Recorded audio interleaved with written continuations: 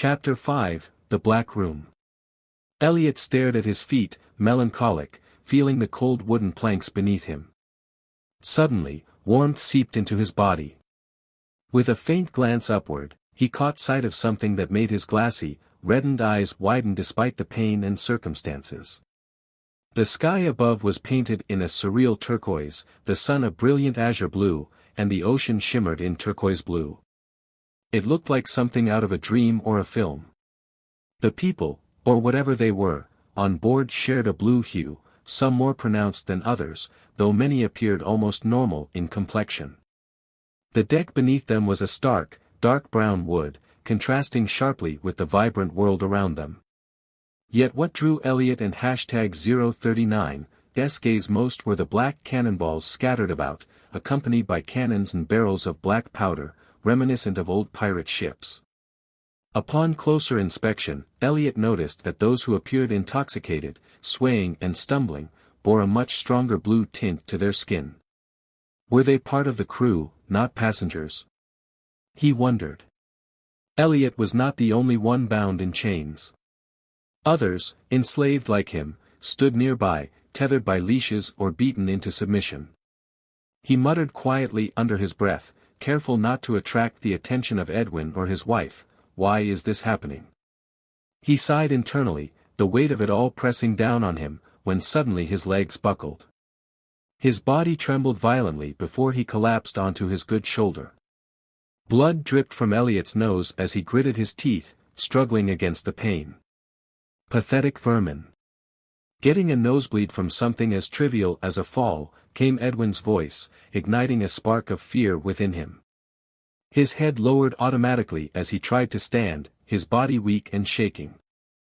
For a brief moment, he knelt on the ground, looking as though he were praying for forgiveness. His entire body tensed, teeth clenched tightly, eyes squeezed shut. Pam! Pam! Pam! 3 times, Edwin's boot slammed into the back of Elliot's head, smashing his forehead into the wooden deck. Laughter erupted around them, Edwin and #039's laughter ringing the loudest. Some onlookers wore expressions of pity, but none dared intervene. Most of them were humans, like Elliot, red-blooded. One look was enough to get them beaten as well. Their bodies trembled, hunched and battered, while the blue-blooded, those with a faint or strong blue tint, stood or sat, laughing amongst themselves, entirely indifferent to the suffering. After what felt like an eternity, the boat finally came to a halt. Several enslaved humans collapsed or were kicked down, crawling like dogs behind their masters. Elliot kept his gaze firmly on the ground. Humiliating, he thought bitterly, but there was nothing he could do. If I die here, I'll never find Ren. He could be suffering like this, maybe even worse. Elliot cursed under his breath, forcing himself to submit to Edwin for now, hoping for an eventual escape. But that time wouldn't come soon, his plan had to be foolproof. They traversed what seemed like an endless city. Elliot dared only occasional glances, knowing it was risky, but he couldn't help but observe his surroundings. The streets were narrow, filled with blue-blooded people dressed elegantly, though even among them, there were clear hierarchies and varying standards of living. The city had a cold, dark atmosphere, the tall, pointed buildings primarily painted in shades of dark gray, dark blue, and black. But what caught Elliot's attention most were the countless churches, or at least, buildings that resembled churches. Just like in my vision, he thought, quickly lowering his head again. As they ventured deeper into the city, the temperature noticeably dropped. A bluish fog settled in, thick enough that Elliot had to squint just to see his feet, ensuring he didn't step on Edwin or his wife's heels. The mere thought sent shivers down his spine. Thud! Thud! From a nearby shop, a man pounded his fist against a wooden table, causing drinks to spill. Elliot kept his head down, but he couldn't ignore what he noticed next. In the distance, a man sat alone at a table, pulling out a syringe filled with green blood. The streets were narrow, yet there was a wide berth around the shop, as if everyone were keeping their distance. The man tied a tourniquet around his arm, rolled up his sleeve, and injected the green liquid into his vein. As he withdrew the syringe, blue blood dripped from the wound. A loud, sharp howl echoed through the street. Edwin muttered to his wife, injecting higher blood in broad daylight, imagine if he goes berserk in the crowd. His wife whispered back, irresponsible, really. He can succumb to his addiction, but not here, not now. Let's hurry, just in case.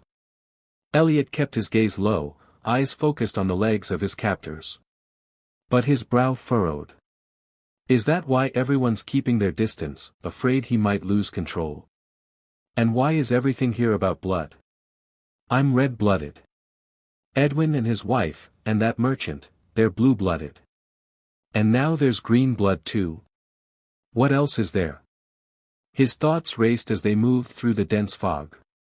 Suddenly, Elliot's heart sank. His pulse quickened, momentarily dulling the pain in his shoulder. Edwin and his wife had stopped walking, and Elliot nearly bumped into the woman's back. Cold sweat dripped down his face as he froze, trembling. But relief washed over him when he heard the familiar jingle of keys. Click. The door creaked open, and the couple stepped inside, leaving Elliot to wait in the corner of the room. Edwin changed into comfortable blue trousers and a light blue cotton shirt, while his wife donned a loose white blouse and a pale blue skirt that fell just to her knees. Her brown hair, once tied up, now cascaded freely over her shoulders. The apartment was surprisingly ordinary, resembling that of a human family's. There were several rooms, a bathroom, a study, a kitchen, a living room connected to the kitchen, and a bedroom. The walls were painted a soft blue, and the furniture was simple yet functional.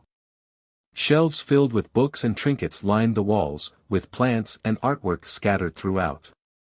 A bowl of fruit sat on the dining table, next to a newspaper. It all seemed so normal. But Elliot knew better. These were not humans.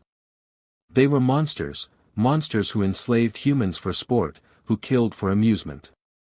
But Samantha, Edwin began, those 55 Ellis were 8 months of savings. If we run into any trouble, we'll have to go without for a while. Samantha sighed, yes, dear. Let me cook something for us first, all right? But first, let's take care of the red blood. We still need to brand him and explain the rules. Samantha rolled her eyes, exasperated. Fine, let's get it over with. Elliot's stomach growled as he stood in the corner, clutching it tightly. Food. I need food. My stomach feels like it's eating itself, he thought, his vision swimming slightly. Cham, I'm sorry I couldn't help you. Tears welled in his eyes, but he forced them back. No. I couldn't have done anything. But run. I'll protect you no matter what. Just, please still be alive. Red blood. Stand before me, but keep your eyes down and turn your back, Edwin commanded arrogantly, tapping his slippered foot against the wooden floor. Elliot obeyed, positioning himself in front of him with his back turned. Out of the corner of his eye, he saw Samantha standing before him, her hand pressing against his chest. End quote. Losset uns your Gottheit, your Kraft zum Nutzen der Unterdrückung und ihres Wunsches und Vergnügen Nutzen. Losset uns, dessen dern uer Blut fliest, starken und Tränken. Gotten der Nacht, so schenket uns your Kraft. End quote. The couple chanted in perfect unison as Edwin held a sheet of paper with a complex symbol against Elliot's back. In his other hand, he gripped a knife, pricking his finger. Blue blood dripped onto the paper's intricate design. At first, the symbol was faint, nearly invisible, but the blue blood illuminated the lines, spreading rapidly across Elliot's skin. Gotten der Nacht, schenket uns Uren Siegen, Sodas auf Uig ein og über uns habt. They chanted again, this time in a language Elliot didn't comprehend. Are they planning to breed me or, what's happening? Arg. Before Elliot could finish his thought, a scream tore from his lips. His eyes widened, mouth agape in shock. Veins bulged all over his body as he trembled violently, feeling as though he were being electrocuted. Even Edwin and Samantha had to take a moment to catch their breath. "These rituals are always so exhausting," Edwin muttered, wiping his brow. Samantha sat down briefly, looking equally drained. Elliot, however, remained in shock, his eyes rolling back as foam bubbled at his mouth. He collapsed face first onto the floor, unconscious, the intricate symbol now burned into his back. It resembled a large tattoo, a vertical eye without a pupil, surrounded by several circles and star-like shapes. More circles and lines extended down his spine. It was black, as dark as the void Elliot had seen in his visions, the same place where he had heard that distorted, unintelligible voice. But this time, there were no fragmented images, no whispers pulling at his consciousness. He could move freely. Darkness surrounded him, thick and impenetrable, as if the world itself had been swallowed by it. Nothing was visible, no shapes or outlines, only the vast emptiness that clung to him like a second skin. But amidst the colorless abyss, something stood out, a flicker, faint but unmistakable. It was a spark, brief yet blinding in the surrounding gloom. Every few seconds, the flicker would return, each time growing quicker, though its brightness weakened. Until finally, it stopped flickering altogether, dimming to a steady, soft glow. A blue crystal hovered in the air, suspended before Elliot's widened eyes. It wasn't polished or rounded like a gemstone, but jagged and raw, like an uncut diamond pulled straight from the earth. Elliot's breath hitched as he reached out, his trembling fingers curling around it. The light from the crystal washed over his face, casting it in a pale, azure-blue glow. The wind suddenly rushed toward him, gusting wildly from the depths of the darkness. It lashed at Elliot's hair, blowing it upward, tugging at his cheeks as his mouth hung open in shock.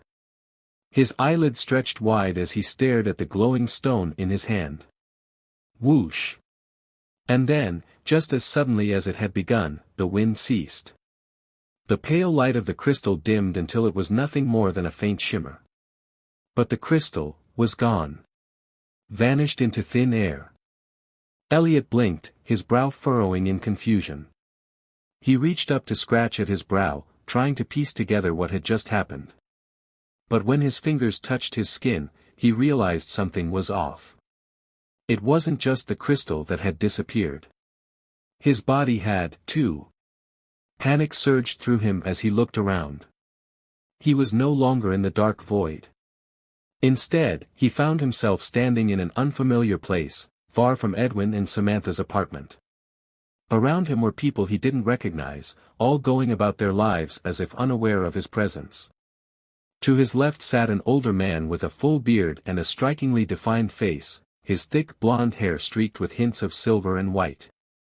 He was seated in a high, luxurious chair, draped in a light blue velvet robe adorned with rose-like patterns.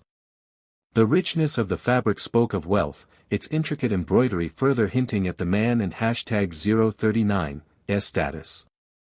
Across the table from the older man sat a younger one, bearing a striking resemblance to him. His features were similar, sharp, aristocratic, but without the marks of age. His blonde hair was parted neatly down the middle, and like the older man, he wore a velvet robe.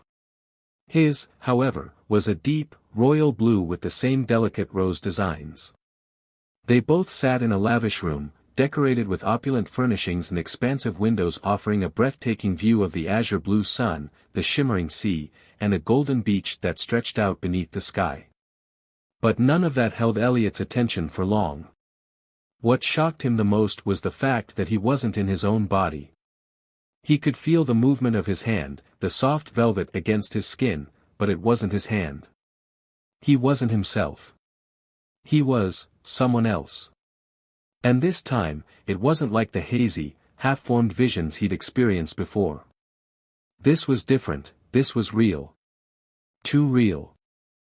He felt his heart pounding in his chest, but the beat didn't belong to him. The air filled his lungs, but it wasn't his breath. He wasn't just seeing through someone else's eyes, he was living in their body. Every sensation, every movement felt tangible. It was as if he had been transported into another person and #039's life entirely.